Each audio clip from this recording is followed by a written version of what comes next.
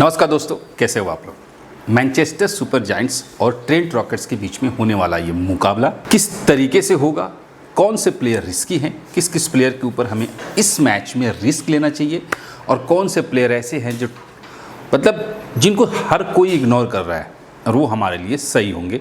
तो चलते हैं सीधा स्क्रीन पर, देखते हैं आज के मैच का रिकॉर्ड जो है वो क्या कहता है। मैच नंबर 14 31 जुलाई रात 11 बजे से मैच है और ये जो मैच है मैनचेस्टर के ग्राउंड पर मैच होने वाला है, मैनचेस्टर सुपर जायंट्स और ट्रेंट रॉकेट्स के बीच में। सबसे पहले देख लेते हैं कि मैनचेस्टर का जो ग्राउंड है वो क्या कहता है। बैटिंग फ्रेंडली सरफेस है, लेकिन किस नंबर के जो बैट्समैन हैं वो इंपॉर्टेंट होने वाले हैं, वो हमारे टीम के लिए बहुत मायने रखता है। ठीक है, तो इस चीज़ को हम लोग समझेंगे, मतलब कि पिच का जो रिपोर्ट है आगे हम लोग अच्छे से डिस्कस करेंगे। अब सबसे पहले देख लेते हैं कि आज का जो मैनचेस्टर का जो पॉसिबल प्लेइंग 11 है वो क्या कहता है। देखिए, एडन मार्कराम और टिम साइफर्ट दोनों ओपन करेंगे। जॉश बटलर, हेनरी क्लासन, ठीक है, एल्डू प्लोय हो गया, टॉम मोर्स हो गया, इसके बाद आपके लियाम डॉसन है, गस एटकिंसन, इसका नूर अहमद, सोनी बेकर और जॉश टंग। ये हो गए आपके मैनचेस्टर के साइड से पॉसिबल प्लेइंग 11 जो इस मैच में हमें दिखाई देंगे। हो सकता है एक आध चेंजेस हो, बट फिलहाल तो नज़र नहीं आ रहा। अब देखिए, यहाँ से एटकिंसन, सोनी बेकर और जोश टंग ये जो है आपको पहले पावर प्ले में दिखाई देने वाले हैं और सेम जो है ये आपको डेथ में दिखाई देने वाले हैं। यहाँ से जो दो बॉलर हैं वो बहुत इंपॉर्टेंट होंगे। अब कौन कैसा है, हेड टू हेड का रिकॉर्ड जब हम देखेंगे और वेन्यू का जब रिकॉर्ड देखेंगे तो हमारे लिए क्लियर हो जाएगा। अब हम लोग देख लेते हैं ट्रेंट रॉकेट्स। ट्रेंट रॉकेट्स की अगर हम बात करें, बेन डकेट और फिन एलन दोनों ओपन करेंगे। Tom Banton, Tim David, Sam Billings, Mitchell Santner, Lewis Gregory, इसके बाद क्रेग ओवर्टन हो गया, Calvin Harrison, Matt Henry, Mohammad Amir. ये ट्रेंट रॉकेट्स के साइड से पॉसिबल प्लेइंग 11 इस मैच में देखने को मिलेगा। अब हम देख लेते हैं कि पावर प्ले और डेथ की। तो पावर प्ले में ओवर्टन, हेनरी और आमिर ये तीनों दिखाई देंगे।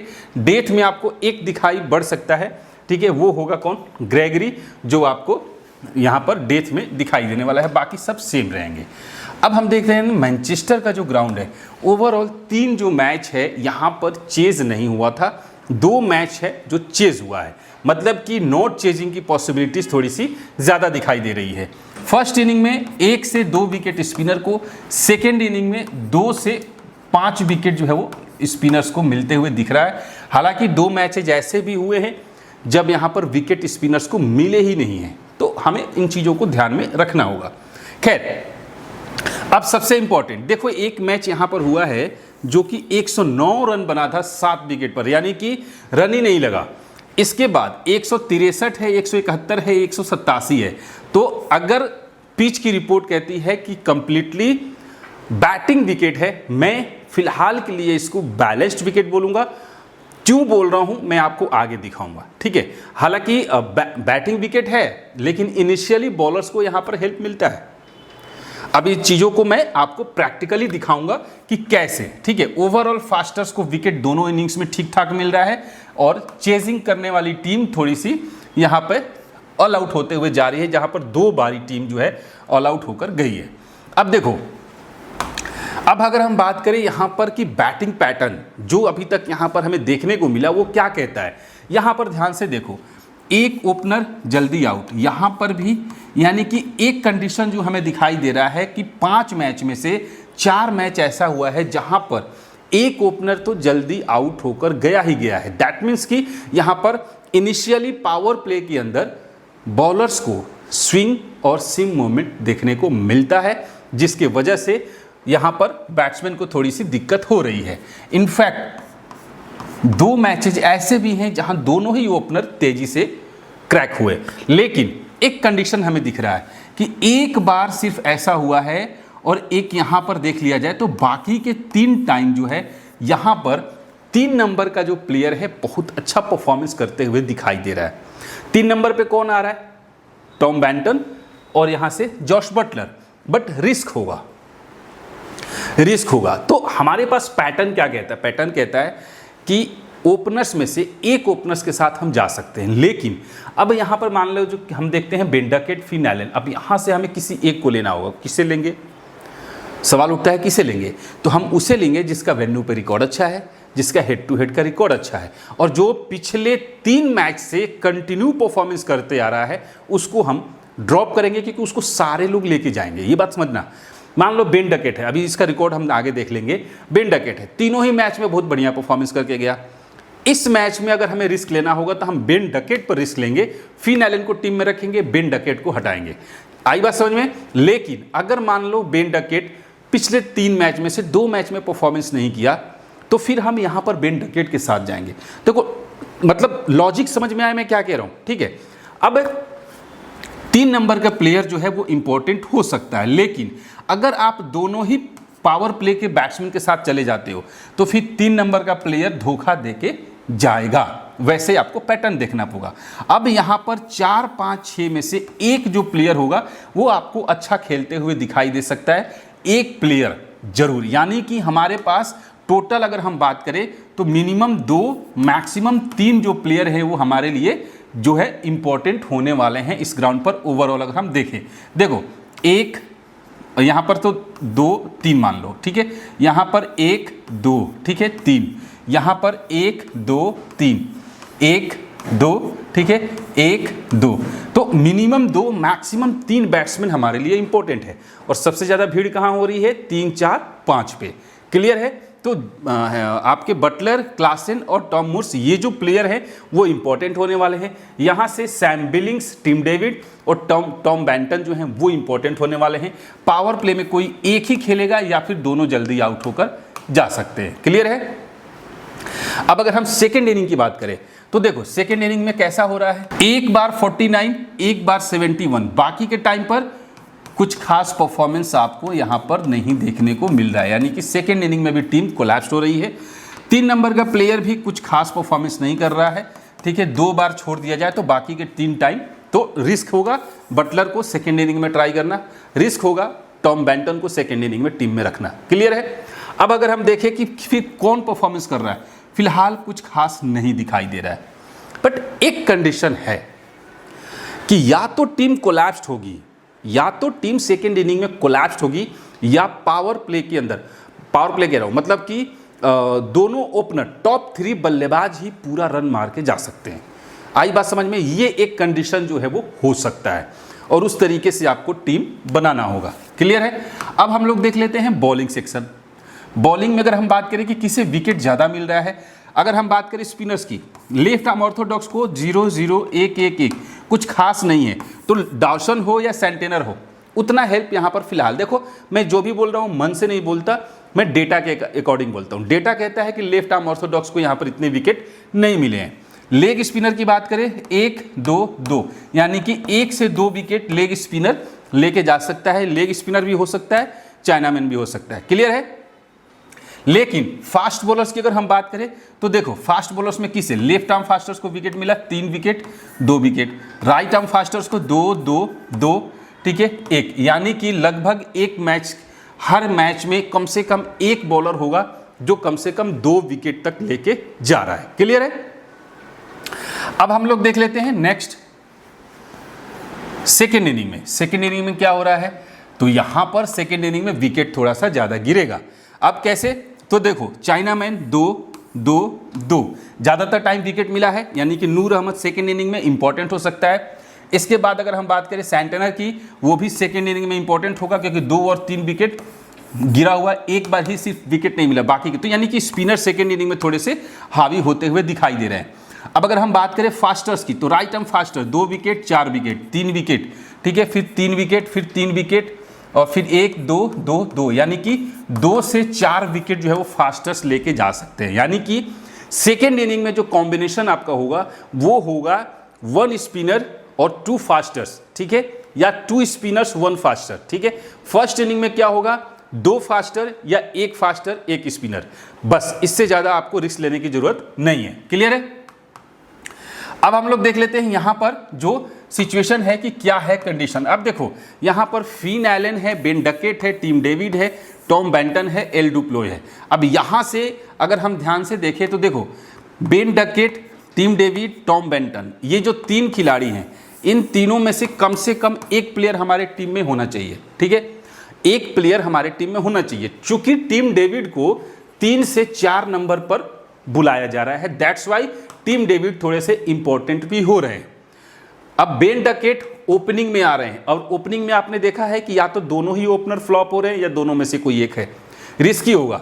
और टॉम बेंटन 3 नंबर पे आ रहे हैं, तो रिस्की में आपके सामने होगा टॉम बेंटन और बेन डकेट, फिक्स डिपॉजिट में टिम डेविड। क्लियर है? यहां पर फिन एलन है, जॉश बटलर है और यहां पे एडन मार्करम है। ये 3 जो हैं, इन तीनों में से एक माइनस कर दो, बचते हैं 2।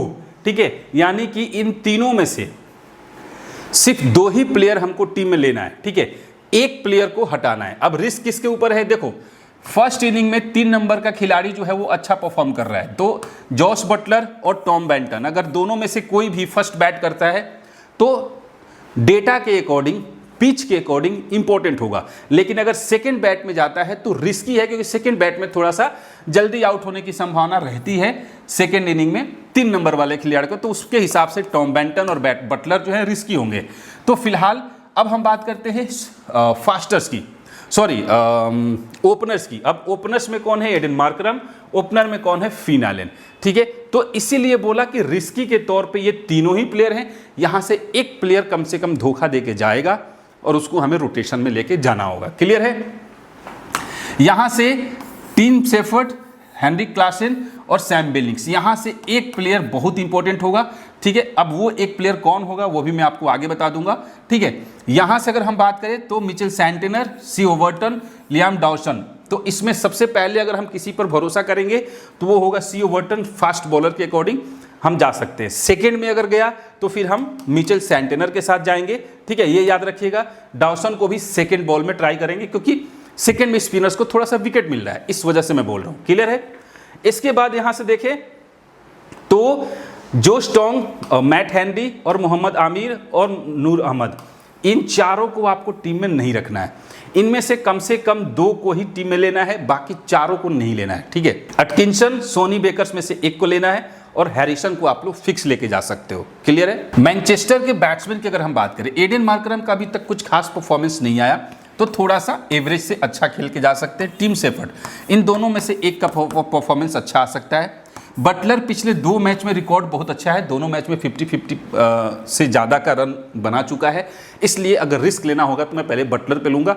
मैं हमेशा रिस्क लेता हूँ। ठीक है, अब रिस्क इसलिए लेता हूँ क्योंकि देखो सब लोग तो उनके साथ जा ही रहे हैं यार, सब लोग तो जा ही रहे, लो रिस्क, तो एक रिस्की प्लेयर, लेकिन फर्स्ट बैट में इंपॉर्टेंट होगा, सेकंड बैट में रिस्क ले सकते हो। हेनरी क्लासन एवरेज पीक हो सकते हैं, इसीलिए मैंने बोला टीम सेफर्ट, हेनरी क्लासन और सैम बिलिंग्स, इनमें से किसी एक के साथ हमको जाना चाहिए। एल डुप्ले चूंकि 4 नंबर पे आ रहे हैं, 4 पे नहीं 5 नंबर पे आ रहा है, थोड़ा सा रिस्की है, देखते हैं खेलता है तो कैसा होगा। अभी हम परफॉर्मेंस और भी देखना है अभी। अब यहाँ से एटकिंसन जो है वो हमारे लिए इंपॉर्टेंट बॉलर हो सकता है। नूर अहमद सेकंड इनिंग में मस्ट इंपॉर्टेंट वाला खिलाड़ी हो सकता है। जोश टोंग और सोनी बेकर, इनमें से किसी एक को ही ट्राई कीजिएगा। ठीक है, दोनों को नहीं। एटकिंसन आज के मैच में इंपॉर्टेंट हो सकता है।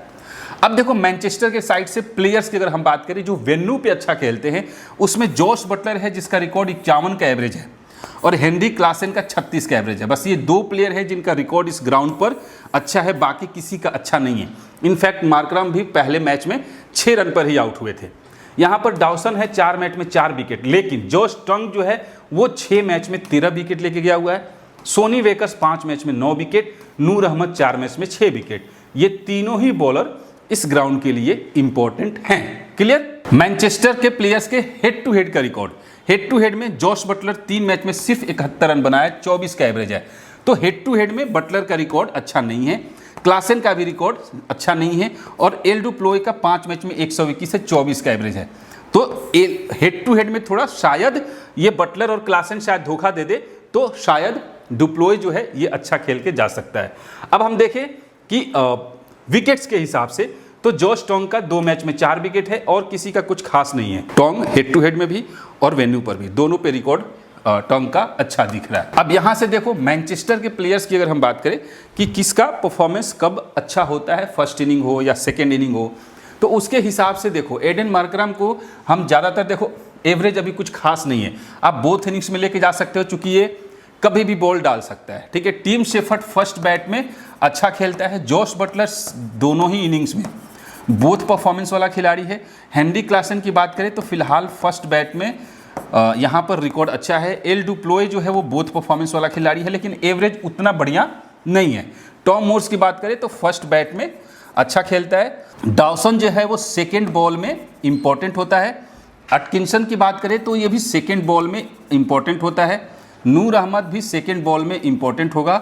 और सोनी बेकर्स की बात करें ये भी सेकेंड बॉल में इंपॉर्टेंट होगा। और जॉश टंग की बात करें ये भी सेकेंड बॉल में इंपॉर्टेंट होगा। अब देख लीजिए, क्योंकि रिकॉर्ड के अकॉर्डिंग इनका सेकेंड में विकेट लेने के चांसेस ज़्यादा होते हैं। क्लियर है। अब ट्रेंट रॉकेट्स के साइड से अगर हम बात करें तो देखिए बेन डकेट तीनों ही मैच में परफॉर्मेंस अच्छा है, खिलाड़ी भी अच्छा है भाई साहब, खिलाड़ी बहुत बढ़िया है, ये खिलाड़ी बहुत अच्छा है, लेकिन रिस्क लेना होगा तो ले सकते हो क्योंकि ओपनर्स यहाँ पर थोड़े से जल्दी डिसमिसल हो रहे हैं। और फिन एलन 2 मैच खेले, 3 मैच में 2 में अच्छी पारी आई है, 1 में अच्छा नहीं आया है, तो फर्स्ट बैट खेलता है अगर फिन एलन तो आप लोग इंपॉर्टेंट होगा। टॉम बेंटन एवरेज हो सकता है, ठीक है, फर्स्ट बैट में ट्राई कीजिए, सेकंड बैट में रिस्क लेना होगा तो ले सकते हो। अब उनके जगह पे कौन इंपॉर्टेंट होगा? टीम डेविड और सैम बिलिंग, ट्रम्प प्लेयर के तौर पे दोनों में से किसी एक को लेके जाओ, सीवीसी के तौर पे आप इनको लेके जा सकते हो, मतलब कि रिस्की सीवीसी में आप लेके जा सकते हो। अब देखो ट्रेंट रॉकेट्स के साइड से बॉलर्स की बात करें, सी ओवर्टन जो होगा ये इंपॉर्टेंट बॉलर होगा यहाँ से, और एक होगा सी हैरिसन जो कि लास्ट मैच में सिर्फ 5 ही बॉल डाला था, वो एक थोड़ा सा मुझे इंपॉर्टेंट दिखाई दे रहा है। सेंटेनर सेकंड बॉल में इंपॉर्टेंट होगा। मोहम्मद आमिर 0 से 2 विकेट का रेंज है और मैट हेनरी का भी 0 से 2 है, तो सी ओवर्टन और हेनरी और आमिर में से किसी एक को पिक कर लीजिएगा अगर सेकेंड बॉल जाता है। ट्रेंट रॉकेट्स के साइड से वेन्यू पर अगर हम बात करें, बेन डकेट 3 मैच में सिर्फ 84 रन है, 42 का एवरेज है। फिन एलन का इस ग्राउंड पे रिकॉर्ड अच्छा नहीं है। टॉम बेंटन का रिकॉर्ड अच्छा नहीं है। सैम बिलिंग्स 2 मैच में 77 रन बना के गया है, रिकॉर्ड अच्छा है। मिचेल सेंटेनर का कुछ खास नहीं है, तो यहाँ पे सैम बिलिंग्स, इसीलिए रिस्क ले रहा हूँ सैम बिलिंग्स के ऊपर। यहाँ से अगर हम बात करें तो हैरिसन का देख लीजिए, इस ग्राउंड पर 4 मैच में 7 विकेट का रिकॉर्ड है, तो बहुत अच्छा परफॉर्मेंस है, तो आप लोग इनके साथ जा सकते हैं। नेक्स्ट हेड टू हेड की बात करें, बेन डकेट 5 मैच में 138 46 का एवरेज है, हेड टू हेड में रिकॉर्ड अच्छा है। फिल एलन का हेड टू हेड में भी रिकॉर्ड अच्छा नहीं है। टॉम बेंटन का भी रिकॉर्ड अच्छा नहीं है। सैम बिलिंग्स का वापस से, तो सैम बिलिंग्स एक इंपॉर्टेंट प्लेयर होंगे जो कि मैं बता रहा हूं, ठीक है। बाकी मिचेल सेंटेनर का यहाँ पर 5 मैच में 7 विकेट है हेड टू हेड में, और किसी का उतना बढ़िया नहीं है। अब देख लीजिए ट्रेंट रॉकेट्स के साइड से किसे कब परफॉर्मेंस अच्छा होता है। बेन डकेट बहुत परफॉर्मेंस वाला खिलाड़ी है। फिन एलन खास तौर से सेकंड बैट में ट्राई कर सकते हो। टॉम बेंटन सेकंड बैट में अच्छा खेलता है। टीम डेविड बहुत परफॉर्मेंस वाला खिलाड़ी है। सैम बिलिंग्स भी बहुत परफॉर्मेंस वाला खिलाड़ी है। मिचेल सेंटेनर की बात करें तो सेकंड बॉल में ट्राई कर लो। और लेस ग्रेगरी बहुत परफॉर्मेंस है, डेथ में बॉल डालेगा तो शायद ट्रम्प प्लेयर के तौर पे जा सकता है, 2-3 विकेट मिल जाए या 1 विकेट मिल जाए। क्रेग ओवर्टन बहुत परफॉर्मेंस वाला खिलाड़ी है। और कैल्विन हैरिसन की बात करें बहुत परफॉर्मेंस वाला खिलाड़ी है। और मैट हेनरी फर्स्ट बॉल में ज़्यादा इम्पैक्ट होता है, और मोहम्मद आमिर का भी फर्स्ट बॉल में ज़्यादा इम्पैक्ट होता है, ठीक है। तो ये हो गए आपके ट्रेंट रॉकेट्स प्लेयर्स के स्टैट्स और रिकॉर्ड्स। अब हम लोग देख लेते हैं जो टीम है। मैंने फिलहाल यहाँ पर सैम बिलिंग्स को अपने टीम में लिया है, टीम साइफर्ट के लिया है, इनको रोटेशन करूंगा जॉस बटलर के साथ, ठीक है। सैम बिलिंग्स और टीम साइफर्ट को आप चाहो तो यहाँ पर बटलर के साथ, या फिर आप चाहो तो यहाँ पर आपके टॉम मूर्स भी होगा, उसके साथ भी आप लोग जा सकते हो। फिन एलन है, टीम डेविड है, एल डुप्लोय को भी रोटेशन लेके जा सकते हो। और यहाँ से एडन मार्करम को रखा है, सी ओवर्टन को रखा है। रिस्क लेना होगा, एडन मार्करम को हटा के आप यहाँ पर जॉस बटलर के साथ जा सकते हो। जॉश टंग हो गया, मैट हेनरी, गस अटकिंसन और कैल्विन हैरिसन। अब यहाँ पर मुझे रखना होगा तो मैं शायद यहाँ पर टीम साइफर्ट या फिर एल डुप्लोय में से हटा के किसी एक को नूर अहमद के साथ जा सकता हूँ, बट फिलहाल के लिए ये टीम है। बाकी टॉस के टाइम पर अपडेट जो है मैं आप लोगों को दूंगा। सीवीसी याद रखिएगा टॉप 3 में से, मतलब कि फर्स्ट बैट में ठीक है, आपको किससे सीवीसी ट्राई करना होगा तो 3, 4, 5 में से किसी एक को ट्राई कर सकते हो। सेकेंड बैट में एक ओपनर या 4, 5, 6 में से एक को। क्लियर है, ये रोटेशन आप रखिएगा सीवीसी के लिए। तो फिलहाल के लिए ये था, बाकी की चीज़ें मैं आपको अपडेट दे दूंगा। मिलते हैं फिर नेक्स्ट वीडियो में, तब तक के लिए जय हिंद।